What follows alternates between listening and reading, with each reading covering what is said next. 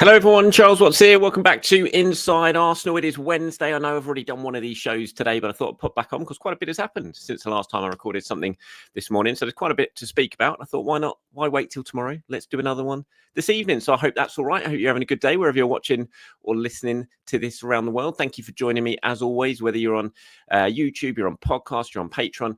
Thank you very much for joining me. Right, let's get stuck into. As I said, it's been a busy day. Did the show this morning, spoke about all the various sort of transfer bits that were doing the rounds and thought that was going to be done dusted. But there's been plenty of stuff. We had open training at the stadium today, and we've got some really good injury news from that on Kai Havertz, Declan Rice, Leandro Trossard, Jorginho as well. Totally unexpected, I have to admit. So that's really good news. We're going to talk about that a little bit later on the show. But we're going to start today, this evening's show, by talking about squad numbers. Now, I'm sure plenty of you know now that the Arsenal new home kit for next season is going to be launched tomorrow. It's a really brilliant picture doing the rounds of someone seemingly scrambling up into like the air vents at the Emirates Stadium and getting a sort of sneak picture of William Saliba modelling it in one of the various shoots that Arsenal did. I presume from today at the training ground, at the stadium from the open training session. But honestly, the pictures are amazing. It's like they're literally up in the air vents somewhere getting the photo. So they're doing a big kit launch tomorrow. So I think we might hear something about squad number changes tomorrow. From my understanding, there are two, and that is we'll start with David Raya, who is obviously been wearing number 22 since he arrived. Obviously, the start of this season when Arsenal did the squad number, registrations, all that sort of stuff. Aaron Ramsdale was still at the club. And so David Raya has been playing with number 2. Now, understandably, David Raya is changing and is going to be Arsenal's official number 1 from next season. Now, there's a lot of talk about Juan Garcia at the moment, a goalkeeper that Arsenal very much do want. They wanted him last summer. They still want him this summer. We'll wait and see if they're going to get that deal done. They're trying and they hope to get it done, but he will not be coming in as number 1. I've seen some people saying, oh, is he coming in? Is he going to be a sort of Ramsdale stroke Raya situation again? And a new goalkeeper comes in. And although he's kind of viewed as a number 2 earlier on, it's really, we all know that he's going to be number 1. As far as I'm aware, that is not the case. David Raya is very much going to be Arsenal number 1 when Juan Garcia, if Juan Garcia, and getting ahead of myself there, if Juan Garcia comes in, he will be very much be understudy to David Raya. He'll get games, he'll play a lot more games than Neto has played this season, for example. He'll be, trusted, I'm sure, to play in the cup games. He won't be cup tied, which would be a good start. But he will be learning, still very young, and he'll be learning under David Raya, who will be the undoubted number 1 for Arsenal next season. I mean, if he plays terribly as the season progresses, obviously he might lose that number 1 spot. It's up to him to keep it, but he will certainly start the season as Arsenal number 1, and his shirt number is going to represent that. So he is going to be changing to shirt number 1, which leaves shirt number 22 vacant. And as far as I'm aware, taking David Raya's shirt is Ethan Nwaneri, who's obviously been up in the 50s, I think, this season, isn't he? But he is coming down. He is the only other squad number change that I have heard of for the 2025-26 season. So Ethan Nwaneri is going to come down and take the 22 shirt that is being vacated by David Raya, which obviously represents, the closer you get to the 1 to 11, isn't it? The closer you kind of feel, in a way, sort of old school way, to the first team. So Ethan Nwaneri will be taking that number 22 for next season. Now, there were, as far as I'm aware, there were discussions about a couple of other changes. Certainly Martin Odegaard, I think there was a chance at the time there was a consideration that he was going to take number 10 and leave number 8, but that's not happening as far as I'm aware. It's been, he decided he wanted to stay number 8. He didn't want whatever reason, he didn't want to take the number 10 shirt. So he has decided to stay. So I think that was up for debate for a little bit. And also Miles Lewis-Skelly, but as far as I'm aware, Lewis-Skelly is very much aware of the importance of the number 49 to Arsenal and what it represents and how significant that number is. And so he wants to keep 49, which I think is fantastic. I really wanted him to keep 49. I didn't want him to drop down. We all know 49, the unbeaten run, his song has basically been copied from the 49 undefeated chant. And, I'm really, really happy that he has taken that number or kept that number and not dropped down, and that he's aware of how significant that number is. So, yeah, he's staying. Martin Odegaard staying as the 8, and the only 2 changes from the current squad, as I said, David Raya taking number 1 and Ethan Nwaneri taking number 22. Right, moving on to open training today. And yeah, as I said at the start, really unexpected sort of injury boost from that. First of all, it looked like a really good day for everyone who was there. I spoke to a few people who were there. A couple of my mates were there, and they said it was a really good day, better than being at work. Certainly, sun was out.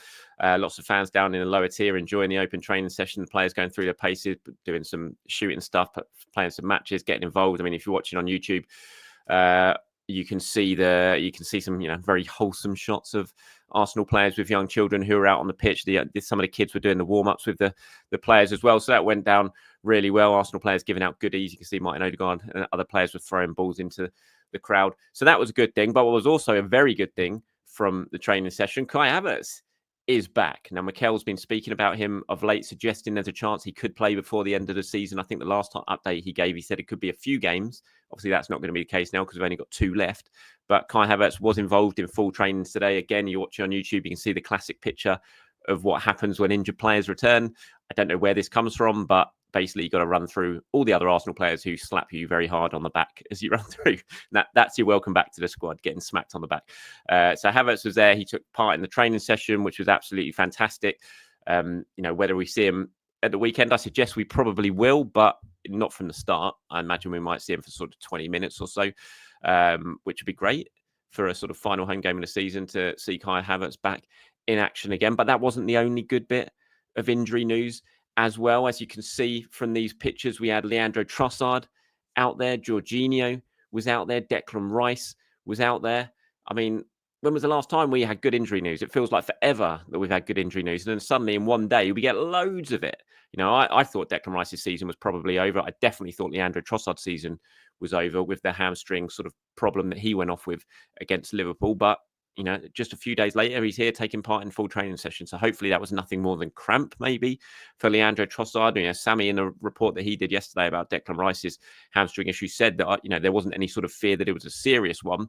Clearly not. If he's back out on the training pitches, there was a slight issue during the session with Gabriel Martinelli, who suffered some sort of problem, and the medical staff were with him, and he kind of limped off the pitch and disappeared, which certainly raised a few fears. There was sort of videos of it doing around, pictures of it doing around, but he did come back out and he did complete the session. So he came back out a few minutes later and he did complete the session. So whatever that issue was that he felt during the training, it didn't last very long and he was fine to come back out and he finished the session. So, slight concern, but certainly eased by the end of the session that Gabriel Martinelli was okay. Now, I'll talk about this in tomorrow's show. I think it's really interesting what Mikel's going to do with Declan Rice and Leandro Trossard for the game against Newcastle. I've already said my piece on it in yesterday's show about Declan Rice and how I would just wrap him up in cotton wool now and not risk anything. But, I suppose they're going to be listening to the medical staff. And if the medical staff say he's fine,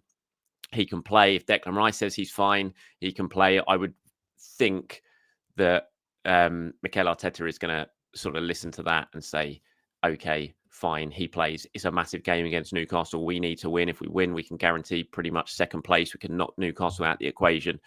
So I want my best players playing. And if Leandro Trossard's fit, again, that represents a good sort of chance for Arsenal. They can just play Trossard on the left, Martinelli up front, like they finished the game in the second half against Liverpool, and sort of try and build on the momentum that those front three picked up from that game. So it will solve a big problem for Arteta with the absence of Mikel Merino. So really good news from the open training session today, which was really great. It certainly perked my day up when I heard that news, and it's certainly going to give Mikel some nice headaches, I suppose, when it comes to team selection for the Newcastle game. Now, as I said, it's a kit launch tomorrow, so it's going to be a very busy day at Arsenal. I imagine that's going to, I'm not sure the exact time, it'll be 8 o'clock or 9 o'clock in the morning. I imagine that the big sort of Adidas trailer will drop and we'll see the new kit. I mean, we've all seen it already. I think it's a nice kit, I have to say. So we'll get some nice images of that in tomorrow's show. We're going to react to that in tomorrow's show. Give me your thoughts on it once you've seen the kit launch. Come back down to this video. Give me your comments on if you like it or not. There's some sort of transfer bits that we're going to discuss in tomorrow morning's show as well. I saw Sam Dean, obviously, was on the Arsenal Press Pass show yesterday. He's done a story for the Telegraph today, sort of talking about possible interest for Arsenal in João Pedro, the Brighton attacker, who I'm a big fan of, by the way. And so that might be an interesting one to talk about, whether that would be a move any of you would suggest would be a good one for Arsenal. So there's plenty of other things for us to discuss tomorrow. Anything you want me to do, to discuss, to react to, get into the comments, leave them below and I'll pull them together as always and get them included in tomorrow's show. Just a quick one from me this evening. Thanks for watching, everyone. Have a great evening wherever you are around the world. Thanks for listening as well if you're listening on podcast, and I will speak to you soon. Bye-bye.